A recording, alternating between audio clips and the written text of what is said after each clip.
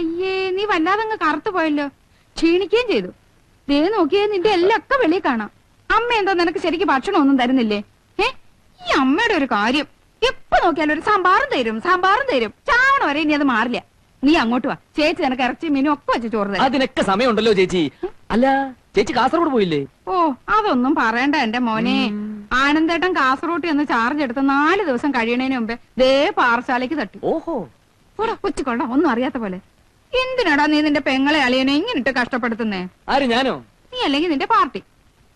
എടാ, ആനന്ദേട്ടനെ ഈ നാട്ടിൽ തന്നെ പോസ്റ്റ് ചെയ്യിക്കടാ. ചേച്ചി, അതൊന്നും ഞാൻ വിചാരിച്ച നടക്കില്ല. ഇപ്പൊ അങ്ങോട്ട് പോയി ഞങ്ങളുടെ മണ്ഡലം പ്രസിഡന്റ് ചേച്ചി ശ്രദ്ധിച്ചോ? മിസ്റ്റർ കെ ജി പൊതുവാഴ്ചയുടെ മുന്നോട്ട് നിന്ന് പള്ളി ചേച്ചി കണ്ടില്ലേ?